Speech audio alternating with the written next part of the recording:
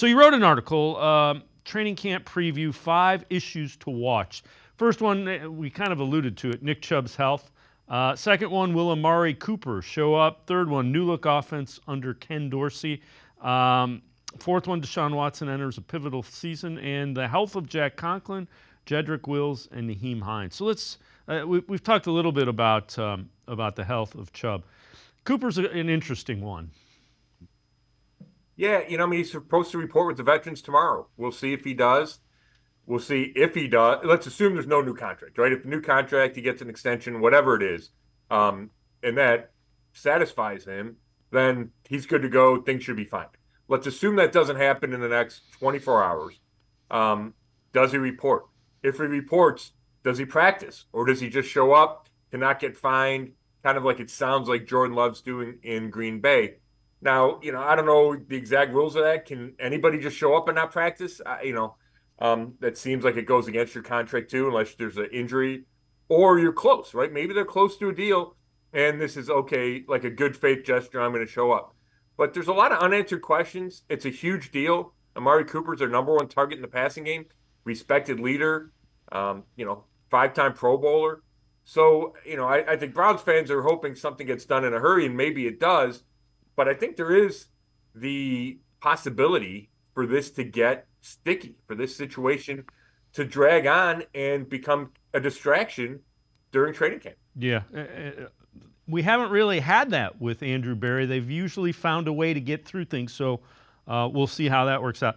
New look offense under Ken Dorsey. Am I making too much of – if you bring in a whole new staff, doesn't it stand to realize the offense will look a little different?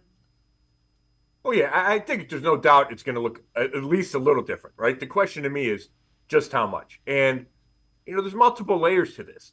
Kevin Stefanski's been a play-action pass run guy, right? And we've seen the Browns rank at or near the top in rushing attempts throughout Stefanski's 4 years. Now, how much does that shift? We know it's going to be more spread. We know we're going to see more 3 and 4 receiver sets.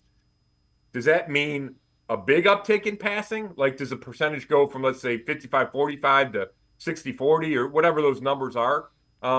Or is it just when they pass or even when they run, it just looks different? It's more out of the shotgun. It's more out of spread. And you can do that. You can run out of those. You see it in college all the time. You see it some in the pros. So I think that's the first question. How much do they throw versus pass? And then does it look a lot different when we talk about the formations in the passing game? I assume more shotgun. I assume, like I mentioned, more 3 and 4 receiver sets. But is it really noticeable? Like, does the average fan pick it up when I'm watching training camp practice? Does it jump out at me versus they used to do a lot of the 2 tight end sets, right? They were more compact formations. Is it going to look that much different? And then obviously you have the option routes that receivers are going to run. Not that they never did in the past, but we're certainly going to see more of those. So it's just, I guess, how glaring are those changes going to be? And I don't know that answer because I watched, 6 offseason practices, and I'm not sure that I would say, oh my gosh, it looked completely different. Just, as I watched Watson, I tried to watch other things during practice. All right, let's. The next one is Deshaun Watson enters a pivotal season. We'll come back to that because I'm going to ask you about an article you wrote with Watson. Health of Conklin, Wills, and Hines is the other one, and especially that offensive line. Conklin and those tackles, they need to be full go. Yeah, and I don't know if they will be day one, right? I think there's a chance all 3 of those guys, Conklin, Wills, and Hines, could start camp on the PUP list.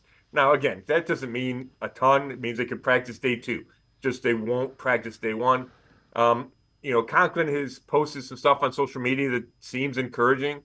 But you want to see him on the field. He was not out there during the offseason program. Either was Jed Wills. Now, we saw, for the end of, I think, minicamp, we saw Conklin doing some stuff like on the side.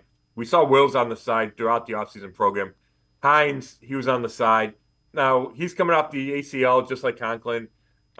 His was last July. Conklin's was September. Wills had the MCL during the season.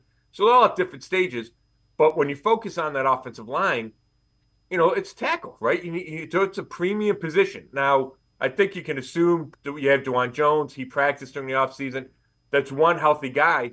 but you need that second one, and it feels like they're going to keep Jones at right tackle. You need Wells to be healthy at left tackle, and then Conklin would be a great insurance policy.